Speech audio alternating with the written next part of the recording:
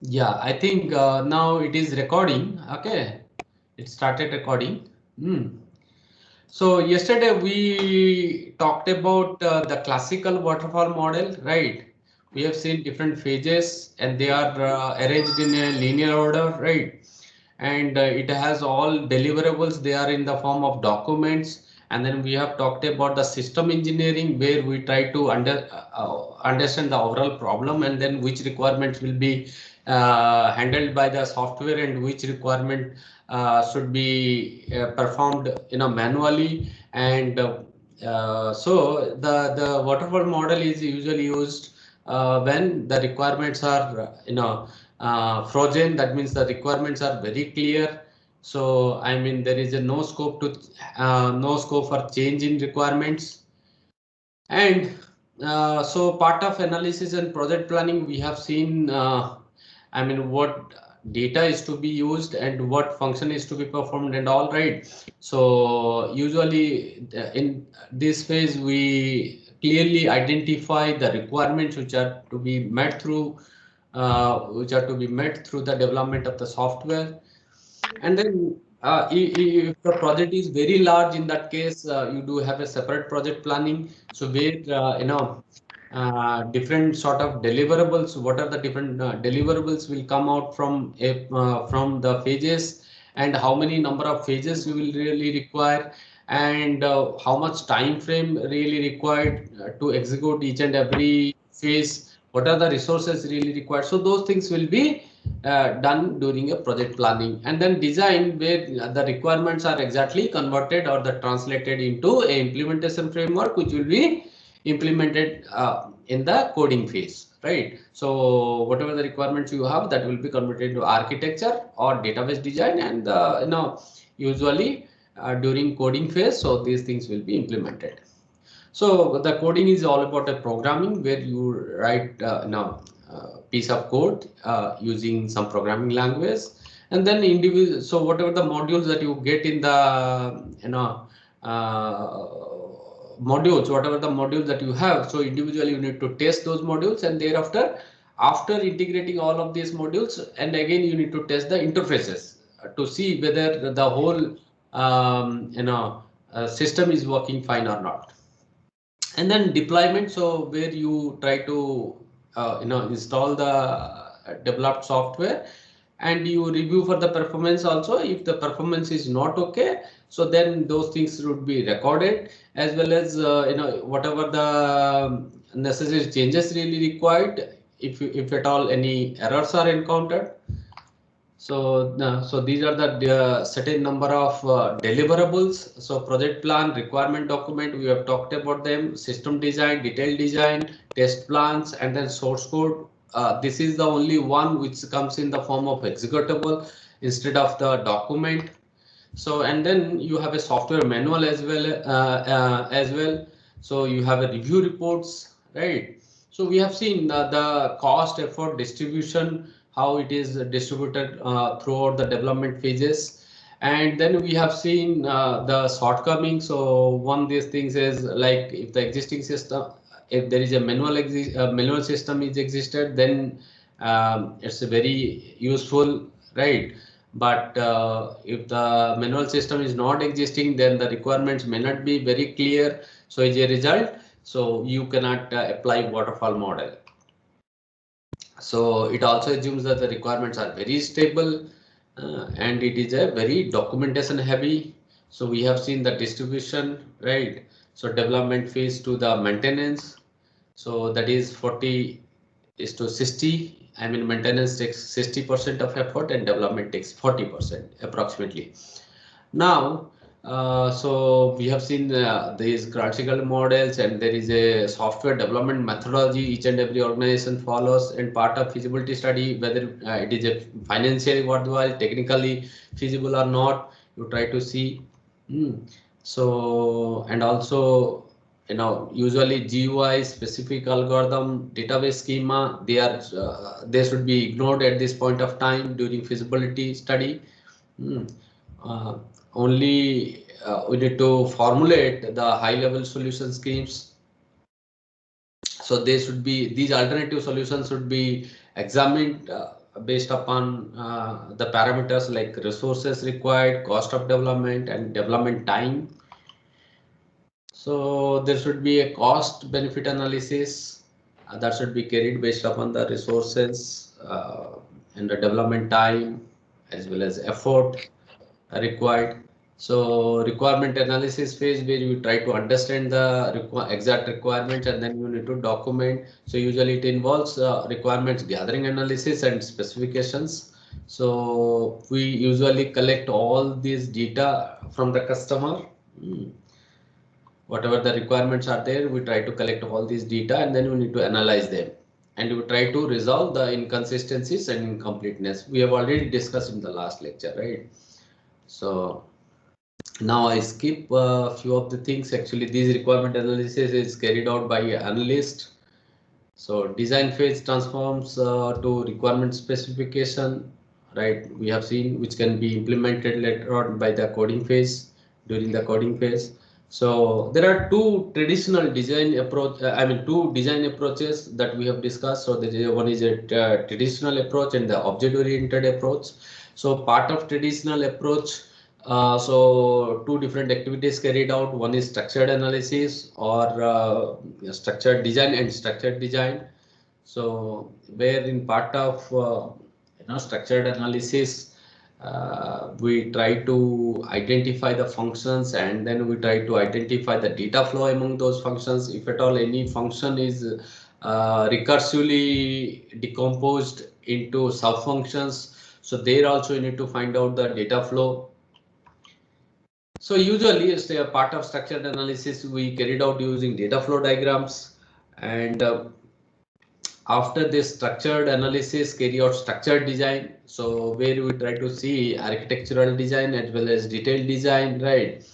So we have already discussed it, part of architectural design. Exactly, the whole system is divided into different modules, right? Decomposed into certain modules, right? As part of high level design, and part of detailed design, you will be defining what algorithms, what data structures are really,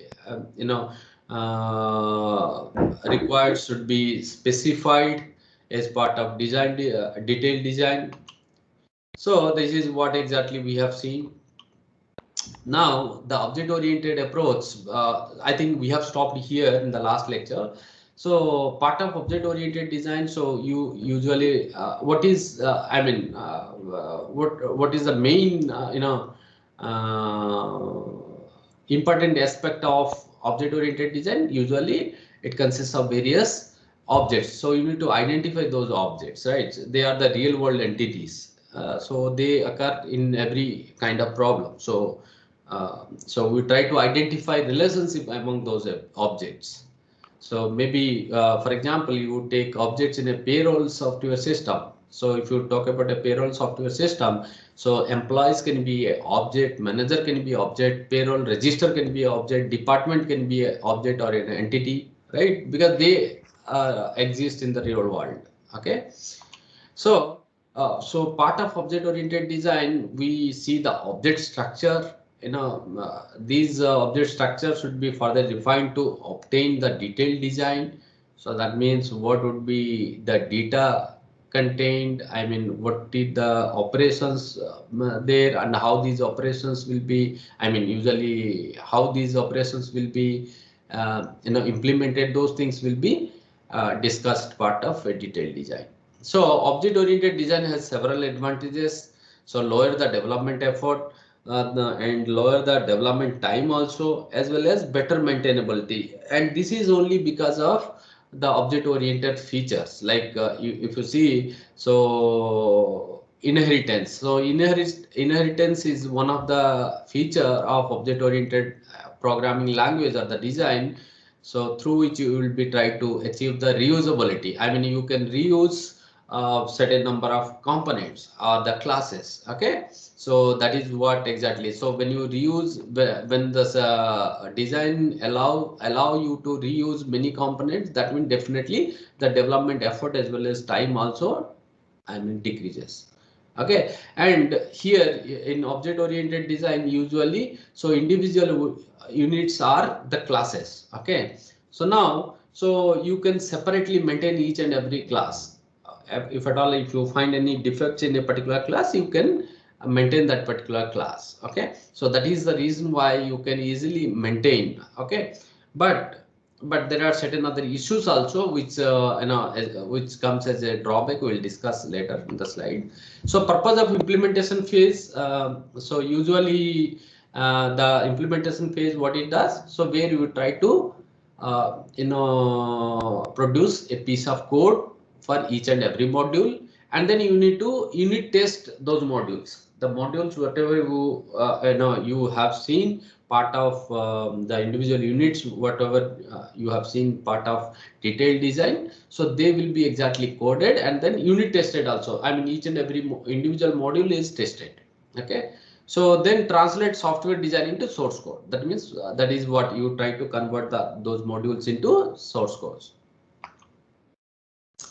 So during the implementation phase, each module of the design is coded. Each module is unit tested independently as a standalone unit and debugged. So you will have we test each individual units or the modules, and then if at all any errors are there, you try to debug them. Okay, so if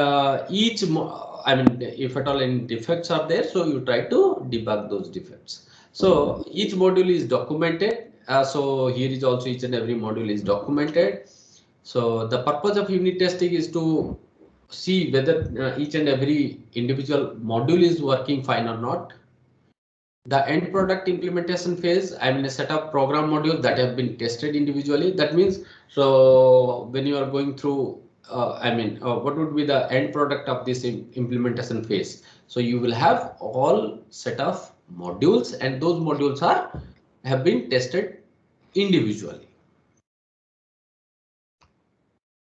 Now, there is a testing phase where we try to integrate those modules, right? So the different modules, whatever individually tested, are need to be integrated in a planned manner. So usually we do not integrate all of these modules in one shot.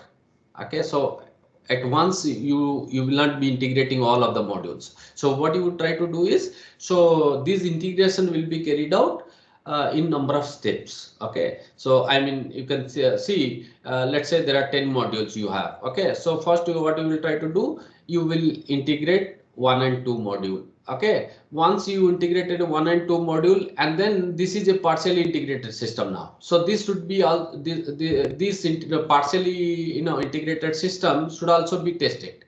And after that, what you will do, maybe you will add third module into the partially integrated system, and then again you test. Okay, so and then fourth module you add. So that means in a very planned manner, you should integrate all of these modules, and you need to test all of these modules. Okay, so that is what exactly we try to do. So usually you have module 1, 2, 3, 4 like this. You'll integrate one after the other. So after all the modules have been successfully integrated and tested, the system testing is carried out. Now that final, so all of these modules have been successfully tested. I mean, you need to test finally after integrating all of these modules. So main goal of this system testing is to ensure that the developed system functions according to the requirement as specified in the SRS document. Whatever the requirements are specified in the documents, so they will be validated. I mean, they will be checked whether they are implemented properly or not. They have addressed properly or not. They are met or not. Okay. And finally, you have a maintenance phase. So where, as I told you before also, so this maintenance phase takes 60% of overall effort. And this is what exactly a ratio shows development effort to maintenance effort, that is the 40 to 60. We have already discussed about this. Okay. Now, part of this maintenance, so there are again certain types of maintenance, categories of maintenance. So one is a corrective maintenance. So usually, so the objective of this corrective maintenance is to correct the errors which were not discovered during the product development phases. I mean the errors which are skipped during development of during the product development. Now they are identified. Now we need to correct those errors. Now we need to correct those errors. So you need some sort of maintenance. So in order to correct these errors, I mean you need to make certain changes into the software so as to correct these errors. That is what we call as corrective maintenance. And the perfective maintenance is something, so you always try to improve the implementation of the system. Okay, so you try to improve the implementation of the system. Let's say you have written some sort of a code which is giving less performance. So so you wanted to modify the logic of the system in such a way that it may improve the performance, right? So that is something what we call as perfective maintenance. Okay, so you always try to improve the implementation of the systems as well as enhance functionalities of the system. So you have some functionalities, existing functionalities, and you wanted to enhance those functionalities. Okay, I mean you wanted to improve those functionalities. Okay, so whenever you try to do some sort of maintenance in order to improve the implementation as well as enhance the functionalities of the system.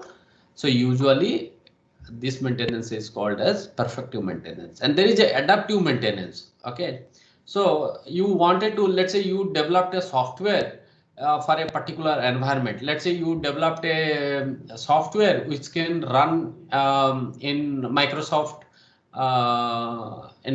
Windows.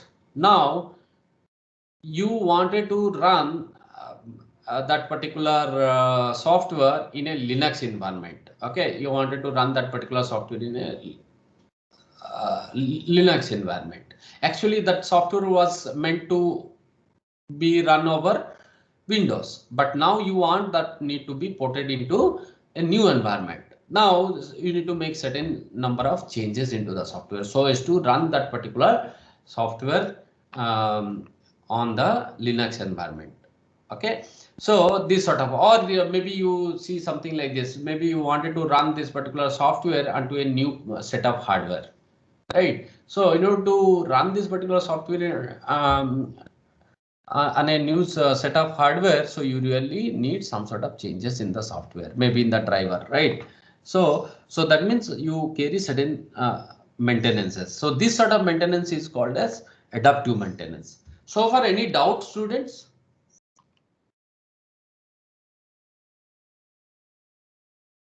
Sir, what is akka coding? Can you repeat again? Sir, in previous slide, Huh. it, there was something written akka coding. Oh, that's something like it's Akka coding nahi, AKA in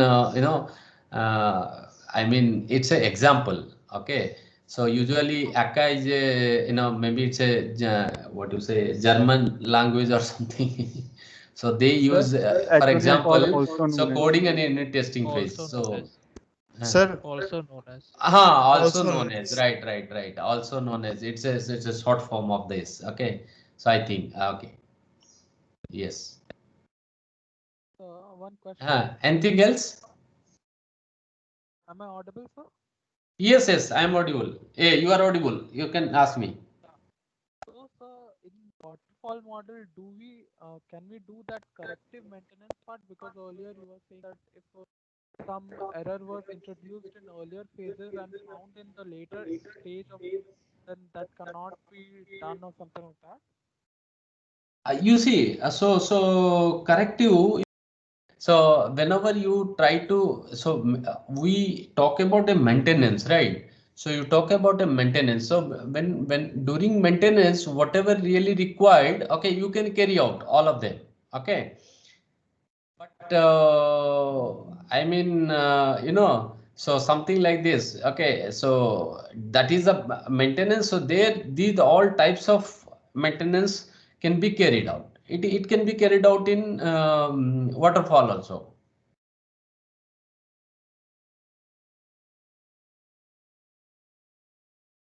Any doubt? Yeah, I think, is it, am I addressing your doubt?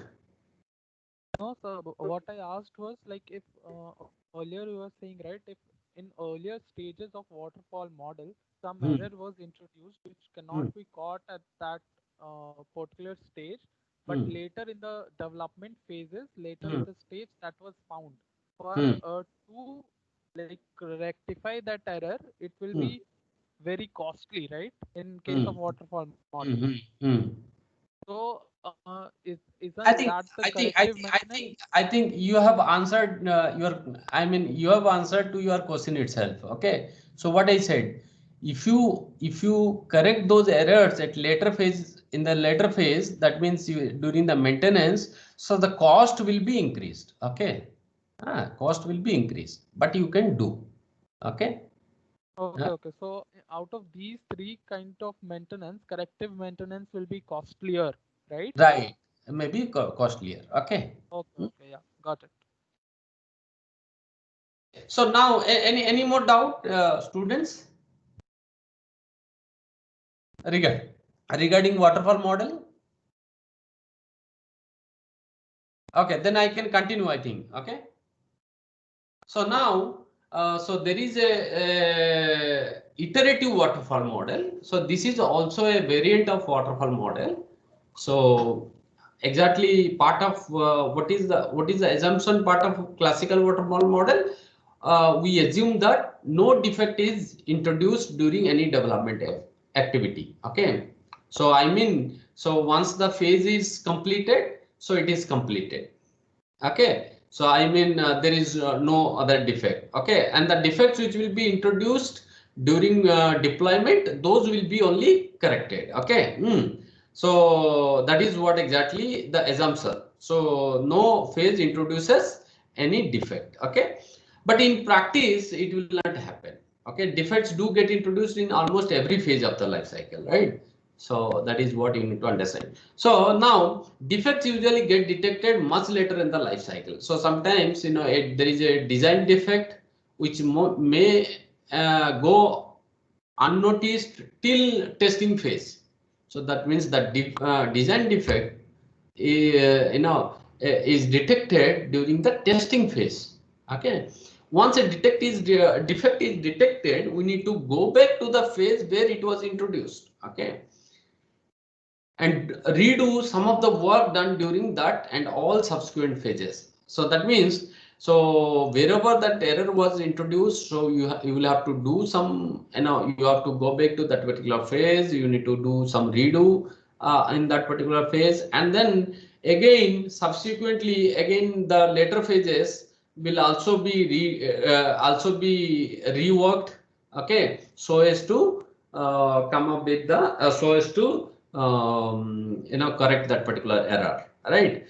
So that is the reason why, so we need some sort of feedback paths. Okay, we need some sort of feedback paths. Okay, so this is what exactly addressed in a iterative waterfall model. Now you can see here. So from feasibility study, there is a requirement analysis and design, coding, testing, maintenance. But from each and every phase, now you can, you can directly go back to that particular phase, and then you can do some subsequent activities. Let's say during maintenance, you find there is a error. Okay. Now this error in coding, then you can directly go to the coding and do make changes, whatever the necessary changes you wanted to have, and then accordingly you need to test them also, and then after testing, and then you will be going to maintenance phase. Let's say there is a defect in the requirement analysis phase. Okay, so that is what you found during maintenance, let's say. Okay, so now, so you will be directly going to the requirement analysis phase. You will correct that particular error there itself, and then again you need to do rework something in the design phase, as well as you need to do rework in the coding phase and then testing phase. Ultimately again you coming back to the maintenance phase, right? So this is, I mean, there is a feedback path, but you can see there is no feedback path to feasibility study. The reason here is the reason here is, so we assume that during the feasibility study, whatever the alternative solution that we have chosen to continue with, so you usually cannot give up. The reason is that, so it's a due to legal and moral reasons. Okay, because we have already signed a contract with the customer that we are going to develop this software, right? If you say that no, there are there are at later point of time, you will say that this choice is very costlier one, will be costlier one as compared to the other alternative. Maybe we made some mistake, so we will not do this project. You cannot say like this. Okay, so because already you have taken the decision that you will be going with this particular alternative, and a contract has been signed, okay, with the customer, right? So that is the reason why there is no feedback path to feasibility study. Okay, so errors should be detected in the same phase in which they are introduced. If the errors that should be detected there itself, then it would be better. Otherwise, it will be a very costlier affair.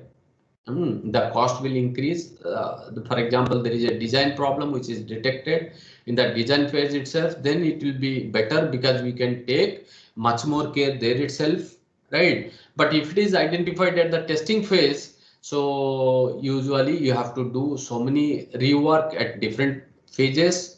As a result, the cost will increase. Now there is something called phase containment errors. So what is that? We will talk about. We will talk about that. So usually, rework must be carried out not only to design but also to code and test phases. Okay, so that is what exactly we have seen in the past. Okay, in the previous slide, right? So whenever you find there is a defect in the design, so not only you do some rework in that design phase, but also you need to do some rework at the coding as well as testing phase. Okay, so the principle of detecting errors as close to its point of introduction as possible is known as phase containment of error. So phase containment of error is that, so we try to detect errors where it is introduced. I mean, in the place or the phases where it is introduced. So you try to detect there itself. Okay. So that is what we call as phase containment of errors. Iterative waterfall model is by far the most widely used model. So, this is a model widely used thereafter. So almost every other model is derived from the waterfall model we have seen. So this is also a variant. Someone asked in the last lecture, sir, why do we really need to study waterfall model? Whether it has some relevancy in the current practice. So I said yes, because almost every model is derived from this waterfall model. That is the reason why you need to study. Okay, so irrespective of the life cycle model actually followed, so here part of iterative waterfall model, so you need to, it is also a the document should reflect a classical waterfall model of development. So here also, we create some sort of documents, is similar to classical waterfall model. Okay, so waterfall model produces so many documents. We have seen that it is a document heavy process. Similarly, here it is also going to create a document very similar to the classical waterfall model style. Okay, the reason here, what I'm trying to say, so you will understand in the next slide probably. So the document created is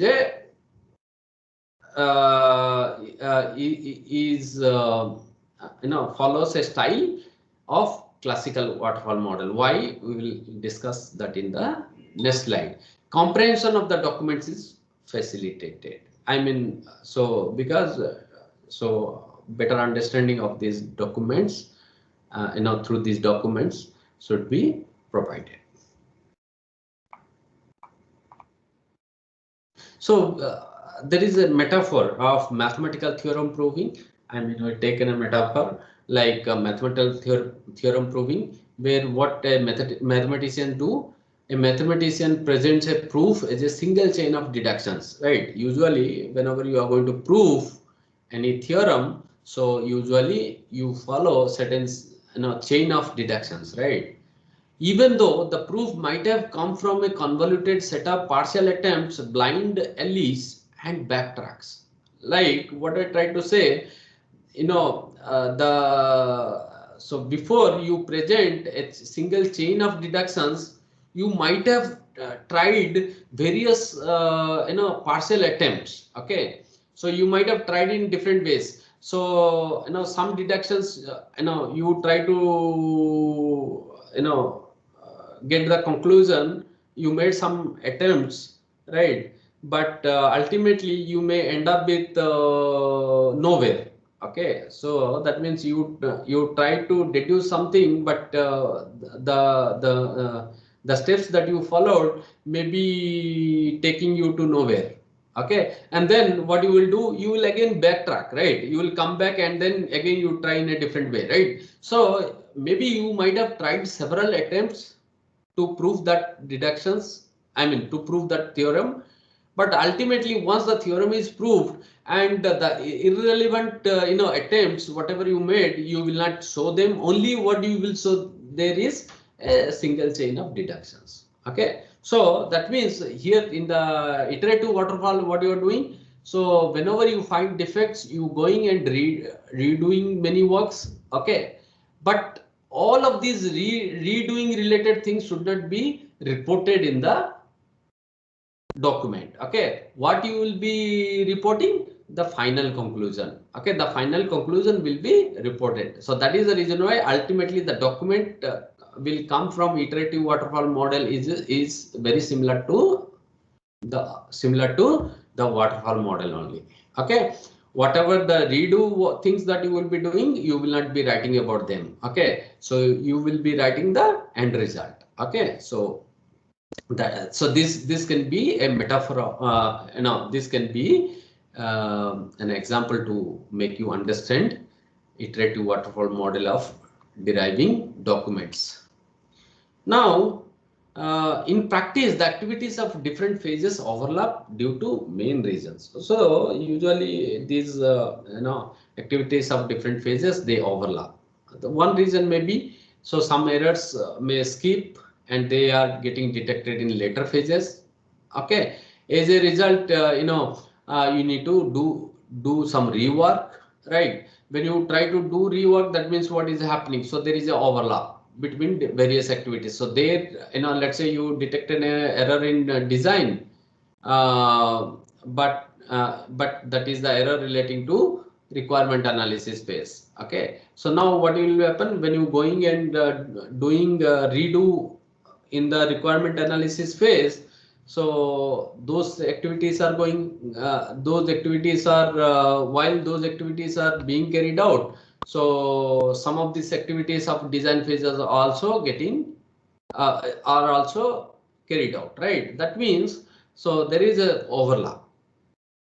Some already completed phases to be reworked. So you can understand activities pertaining to a phase do not end at the completion of the phase due to rework. Okay, so what will happen? So because of you find some errors or the because of the rework. Okay, what will happen? Whatever the activities that need to be finished within the time deadline of a particular phase will not get finished. Okay, and those things, as a result, what will happen? You will find there is a overlap with other phases. Okay, so because you do rework, as a result, some of these activities will not be performed within the time. As a result, you are required to do certain activities along with the other phases. So these are the some reasons, okay, why these phases overlap. And if you follow any strict phase transitions, I mean, unless or until the first phase is finished, you are not allowed the other transitions, what will happen? So if you follow this sort of things, so there will be some sort of blocking state. There's a concept of blocking state. What it all. So where, you know, let's say for example, so few members who completed their work early as compared to the other team members, now they will be waiting, because unless until that particular phase is complete, you are not allowed to move on to the next phase. Okay, so that means those people will be blocked for that particular time. Okay, so that is what the blocking states will appear. Okay, phases are allowed to overlap. That is the reason why. So if these phases are allowed to overlap, then what will happen?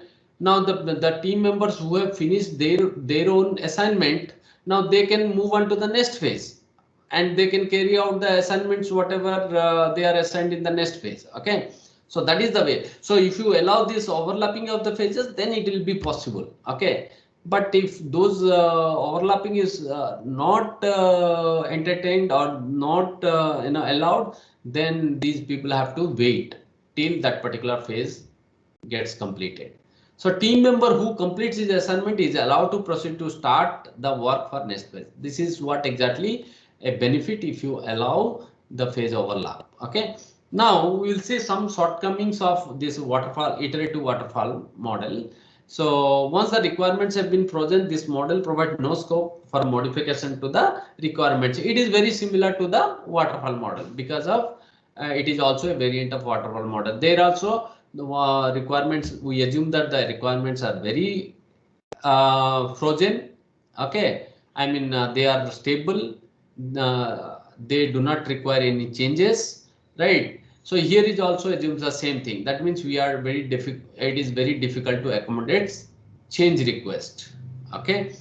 Requirement changes arises due to variety of reasons. So there may be various reasons. Maybe the requirements were not clear to the customer. There is a misunderstanding. Maybe the business process of the customer may have changed after the SRS was signed off. You know, once the SRF is signed off, after which the business process of the customer may have changed. As a result, so we need some changes in the requirement, but this will not be accepted by this model. The assumption made in this model that the mathematical requirements gathering and analysis alone would comprehensively and correctly identify all requirements by the requirements phase is flawed.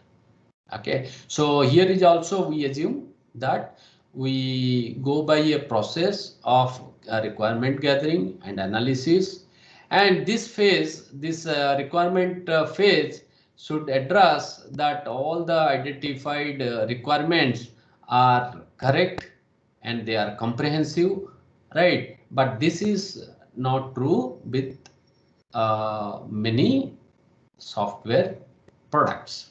Okay, that is the reason why it is flawed. So incremental delivery is not supported. So we do not delivery of this product in various increments. Okay, so what will happen once a whole system is tested, then only it will be delivered to the client, okay, or the customer. So this incremental delivery is not supported by this iterative waterfall model, right? So maybe it will happen by the time the software is delivered. What will happen? So maybe the customer's business process might have changed. As a result, it is obsolete for them, or it is useless for them, right?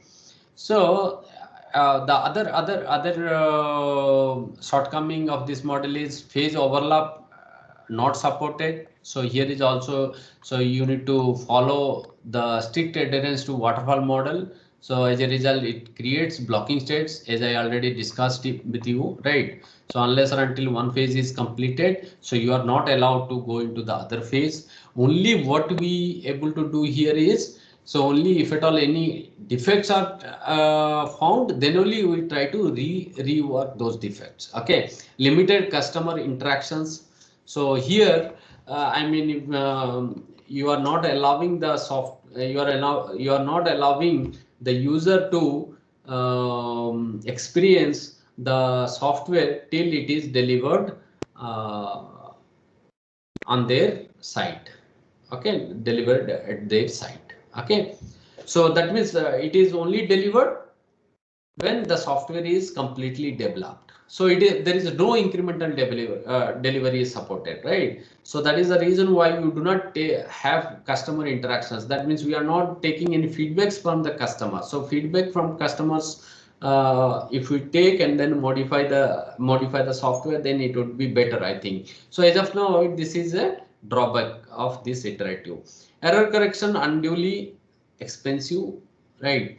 So validation is delayed till the complete development, right? So once the software is completely developed, then only we can validate whether the users requirements are met or not, right?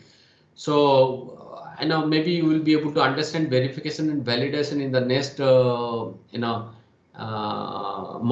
When we talk about a V model, you will understand if you have not understood this. So usually validation is something we try to see whether all the requirements of the user are met or not, okay, through the software development. Defects that are noticed at the time of validation. Okay, so that means what will happen here, once you deploy that particular software, and then only you will find the errors. So significant portion of time of the developers is spent in preparing documents, revising them as changes occur over the life cycle model. So this is also a heavy document process development process model. Okay, here also it creates lots of documents. Okay, no support for risk handling and code reuse. So it also not allowing to reuse the code as well as risk handling. So if at all any risk involved in this project, so this is the model not going to handle risk. Okay, so this is a drawback. Now we will talk about the other process model. So is a prototyping model. So where before starting actual development, a working prototype of the system should first be built. That means usually, before the actual development starts, we need to come up with a working prototype of the system, and that working prototype is a toy implementation of a system.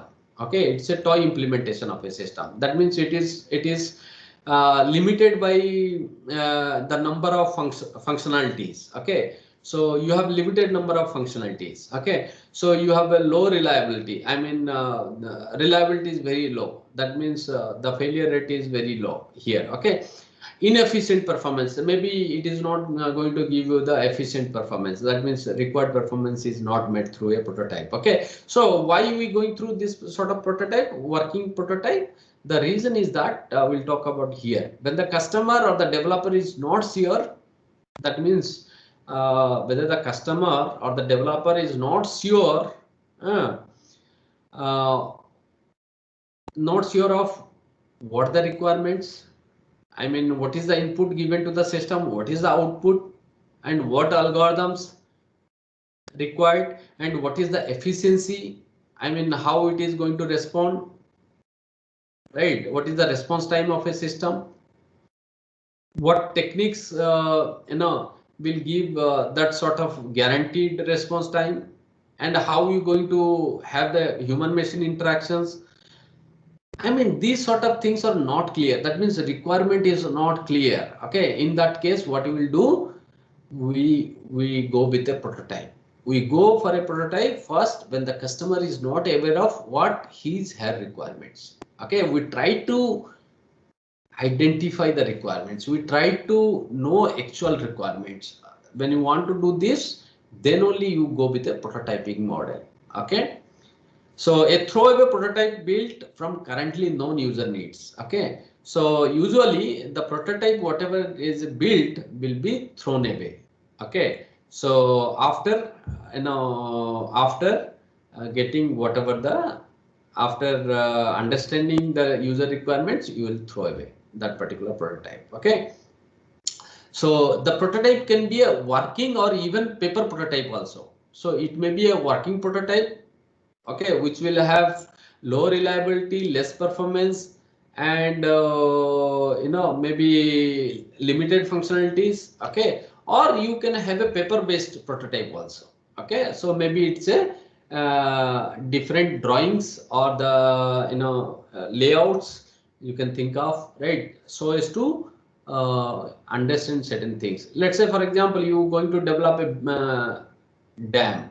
Okay, before you develop a, before you start developing a dam, so you will go with some working prototype of a dam. Okay, maybe you see some sort of,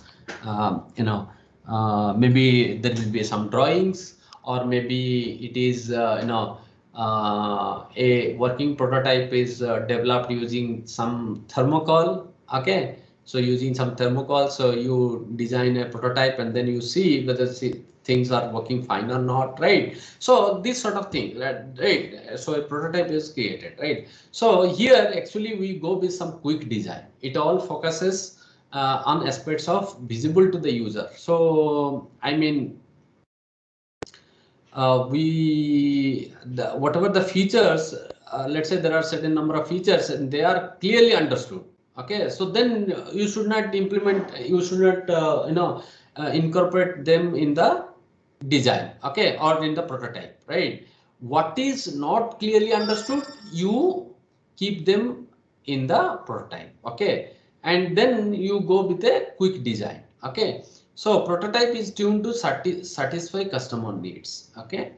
So usually, so we try to understand, okay, so what the customer requirements are, right? And based upon taking the feedback from the customer, I mean, you try to modify the prototype, okay. So it goes through various iterations, okay, till you obtain some changes in the system, or you get all the requirements, new requirements, okay. Final product follow usual define, design, build, test life cycle, okay. So once, after going through a quick design and prototyping, and thereafter you asking the user to use that prototype to get some feedback, and then, so once, once if the user is okay with that particular prototype at that point of time, so then you will be going through the regular engineering process. That means you will design, and you will go in through test and then maintenance, all those sort of things, right? So here is something like this. So doing prototype, you do not care about the documentation. Usually while prototyping, you do not care about the documentation, right? And also will not see any maintainability issues, right? Whether the prototype is maintainable or not. So we do not care of that. Even don't care performance issues, as I said you also, right? So we do not care about the performance at that point of time while going through a prototype, right? So it is to proof of problem by demonstrating unknown issues. So I mean, so it is a proof, right?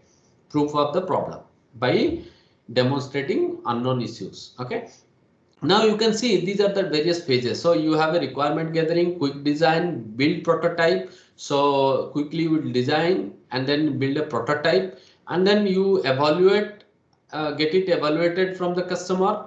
Okay, after reviewing it, so whatever the review things are done, so accordingly, if you really require to gather further requirements, so you can go to this, or this is what exactly the way, or once you have built a prototype, right, and then directly you can go and collect some requirements, right, and then again you come to quick design and then build the prototype, and then requirement gathering, quick design, build prototype. So this sort of, you can have iterations can be followed, okay, various iterations, and you take evaluation, you evaluate the prototype, and then again you gather the requirement. So you can follow certain number of iterations here, okay. Once if you think that now we need to develop that particular product, then you follow the you follow engineering, software engineering principles, or you engineer the product. Okay, that means you go by the steps, like again you go by design, coding, and then testing, and then finally maintenance and deployment. Okay. So reasons for developing a prototype is illustrate to the customer. I mean, through a prototype, you can easily convince to the customer what sort of input data formats they require, what are the messages really need to be uh, generated, what sort of reports really need to be generated, whether what kind of interactive dialogues are supported. So these things should be clearly understood if you're going through a prototype. So you can examine technical issues associated with the product development. Okay, maybe you can think of something like this: how a particular system, hardware system is responding to you. What is the response time of a hardware controller, let's say, or what is the efficiency of a sorting algorithm? Let's say you do not know about this, so you just go through a prototype of this sorting algorithm only, right? And then you see, various design issues you can talk about. So for that particular purpose, the third reason for developing a prototype is it is impossible to get it right the first time. So the main the principle here is, so it is always impossible to get something right very first time. Okay, so before you deliver the actual product, you throw certain versions of that particular product. That is what the principle. So that means a good product will come after throwing certain bad versions of that particular product we can think of. So this is a way. That is the reason why we're going through a prototyping model, right? Start with approximate requirements. That means you start with some initial requirements, whatever you have, and carry out a quick design.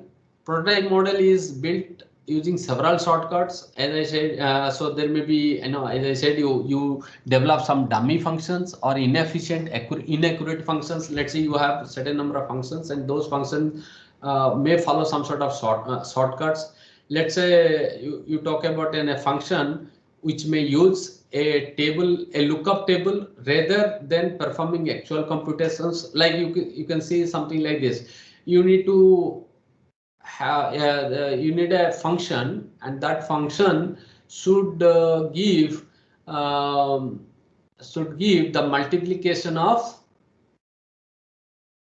2, multiplication, maybe multiplication of 2 numbers. Let's say, for example, you want to have something like this. Okay, 2 multiply 5 is equal to 10. So there, if you actually implement that, what will happen?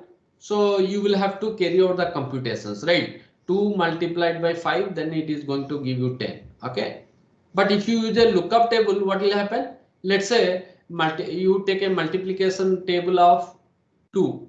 You take a multiplication of table 2. Okay, 2 multiplied 1 is equal to 2. 2 multiplied 2 is equal to 4. 2 multiplied 3 is equal to 6. So you have a multiplication table of 2 is available.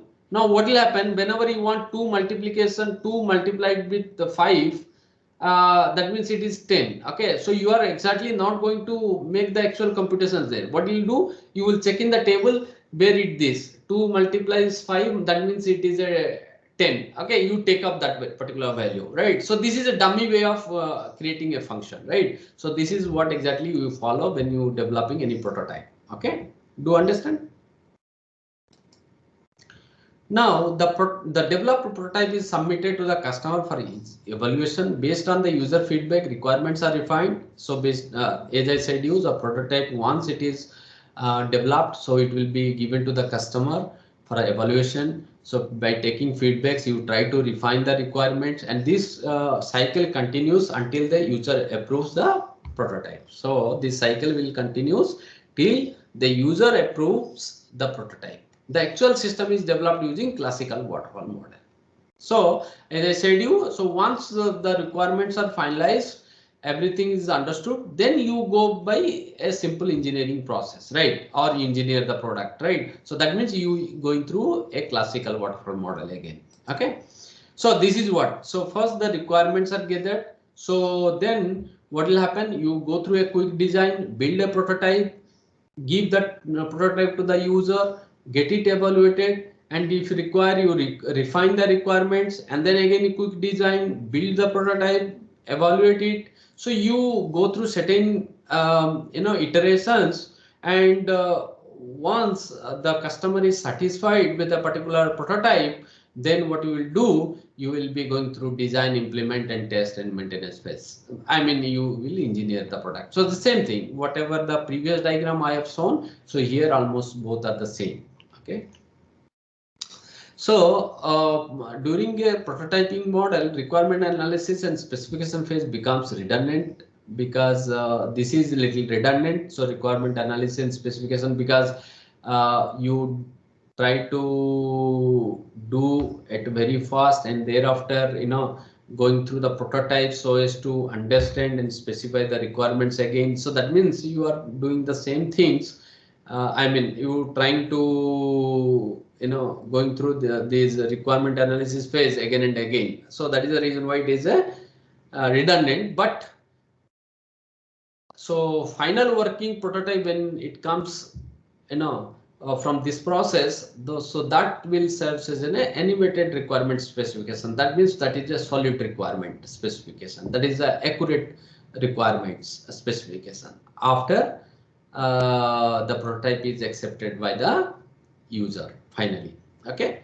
So now what is a design and code for the prototype is usually thrown away. I mean, whatever the design and coding that is carried out for the prototype, so they can be thrown away. That will not, they will not be used further. Okay. So then what will happen? So experience gathered from the developing prototype helps a great deal while developing the actual product. Okay. But you get some sort of experience while designing and developing the prototype. So these experiences will be useful when actually you developing the actual product. That means you are going through the design, coding and implementation, design, coding and testing and maintenance. When you are going through those phases, so it will be utilized. So this is one of the benefit that you can see at the same time. Even though construction of a working prototype model involves additional cost, so it appears that so it increases the cost, but actually the cost will be lower for certain regions. The systems with unclear user requirements, when the requirements are not clear, so in that case, so actually this will lower the cost. The system is unresolved technical issues, if at all it has some technical issues, so in that point of time also, if you use prototype, so usually the overall cost will be, development cost will be reduced. Many user requirements get properly defined and technical issues get resolved. Okay, so if you're going through this sort of prototyping approach, so many of these requirements will be properly defined, identified and defined.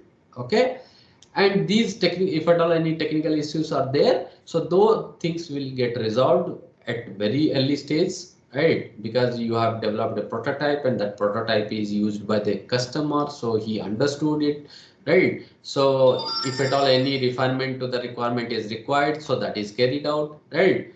Now that is the way that you actually addressed all of the things. If you do not go through a prototype, what will happen? So if at all any error is skipped, and that is that is identified or detected at later point of time, which will increase massive redesign cost. Okay, because you to correct that particular defect, so you need to redesign it, and for which you require more cost. Okay, so what are the benefits of this particular model? Appropriate for projects that suffer from technical and requirement risk. Okay, so whenever there are some sort of technical and requirement risks are there, okay, so I mean, we should go with the prototype model to resolve those risks. Constructed a prototype helps overcome these risks. Okay, and what are the limitations of this prototyping model? So there may be a limitation is customer may want the prototype itself, right? When you giving the prototype to a customer, So asking to get the feedback. So maybe sometimes the customer is happy with the prototype. They will say that you give me the prototype itself. Okay, so that could be one drawback. Okay, so developer may continue with the implementation choices made during prototyping, right? So it might happen during development of that prototype, whatever the design choices that you have applied or the implementation choices you made, so you wanted to continue with those choices during the actual development. So I mean, because you have developed something, so your mind always says that you should develop in with these choices only.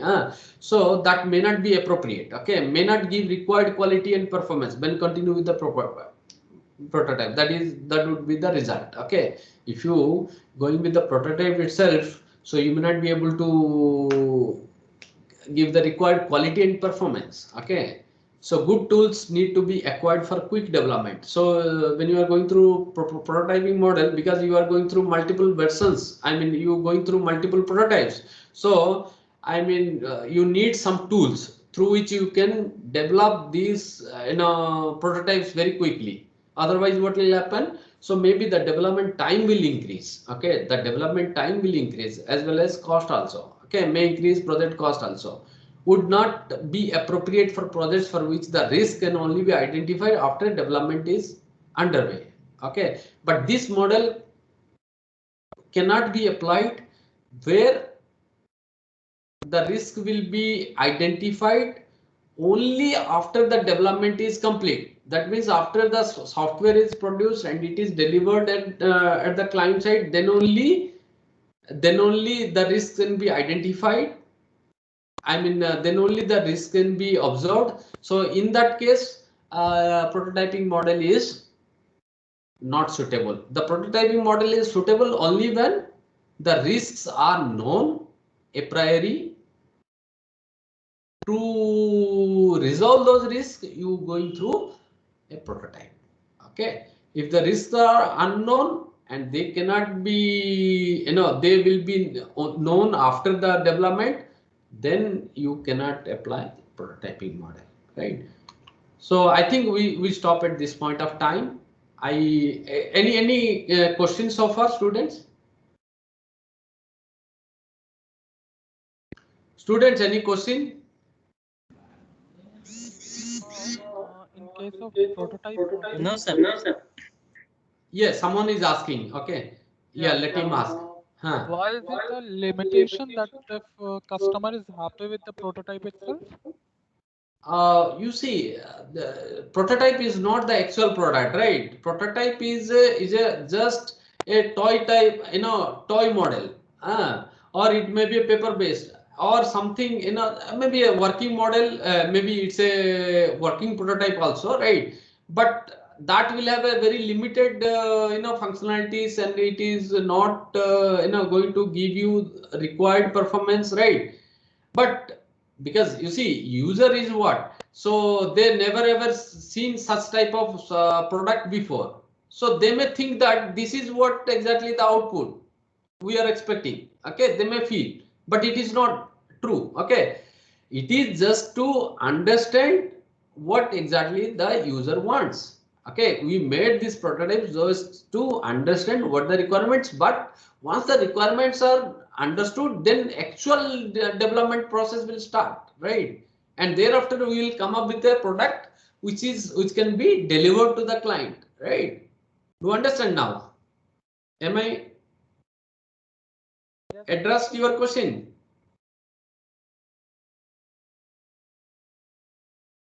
Snehal, Yes, sir, I got it. got it. Okay. Any more question? Hello. Yes. Sir, for the development of prototype, do we need to follow the like some model for development of prototype also, like design and all with basic requirements, or how does a prototype gets developed? That is why I said you. So you go through some sort of quick design. Okay. So we need to go through some quick design. Okay. But it is not a actual design. So, right. So through a quick design, I mean, may follow some sort of, dummy functions, as I told you, right? So it may have some sort of dummy functions, right? You may not have actual functions. So like I said, so instead of certain computations are carried out, you see, if that function need to carry out certain computations, usually will take some resources, require some resources. But what we do, so in order to avoid those resources, we came up with some sort of dummy functions. I mean, the dummy function will not do computations. It uses some sort of lookup table. 2 multiplied by 5, if that is actually computed by using a processor, what will happen? So you need a processor to compute that. Okay, 2 multiplied by 5, then only it will give you 10. But instead what we did, we created a table, and where we put like this: 2 multiplied by 5 is equal to 10. We have computed already before. So 2 multiplied by 3 is equal to 6. We have created table, and whenever 2 multiplied by 5 is required, so we'll check in the table, and then whatever the result is there in the table, we take up. So this is a dummy function is created, right? So they are not the actual ones, right? So this way, I mean, we develop a quick design. We go through some sort of quick design, and you come up with the prototype and ask to use the user, to take feedbacks. Okay. Is it fine? Yes, sir. I understood. Like it is basically expected input and output, and just we will have mock clicks and like interface. Right. Okay. Any more question? Sir, I had a Hello. question. Yes. Yes, ask me. Sir, I had a question regarding the syllabus that whatever you're teaching in the slides, like whatever is given in the slides, will that be sufficient for our semesters, or do we need to also refer the book? No, you should refer to the books, right? So you read, there are 4 books I have given in the list. Okay, you go through those books, you find out, I mean, No, I mean topic wise, like the topics you are doing. Yeah, topic you need to find out, right? The topics only, right? I am going through these models, right, and all. So you need to go and read those model in the books. Okay, so that will maybe, if you have a, if you find some doubts again, then you come and ask me. But you should refer always a book. It should not be completely dependent, but the topics are these. Okay, you refer to these topics. Okay, in the book. Okay, any more doubt? Hello, sir. Hello. Yes, ask me. Hello. Yes. Hello, sir. It's Mahesh Sharma. Sir, what happened? Sometimes what happen when we are taking the class and like we are not paying that much attention during the classes. So what happened when we are going like studying after the class or some like later point of view, we find certain problem. Maybe in the you are giving the class lecture on the slide number 5 and slide number 6, but we are studying from like slide number 2 or slide number 3. So we are finding certain problems. So when we discuss those problems to you. Yeah, you can call me anytime. Okay, you can call me anytime and you say, sir, I do not understand this slide number, this or something like that. So no. Actually, I'm not asking about the particular, like you are taking the class today, you are taking the class of certain some other chapter, and we are studying some other chapter like in a night or any some other day. So in that chapter, let's suppose today I am starting for my exam, and I am studying the chapter number 1, and I find certain problem in that. So when I go to that chapter. Okay, so you ask me, not a problem. You can call me anytime. Oh, okay, that's fine. And any more question? No, sir. Okay, so then I can stop the recording, right? Sir, attendance, sir? Yeah, I will take now. Just wait.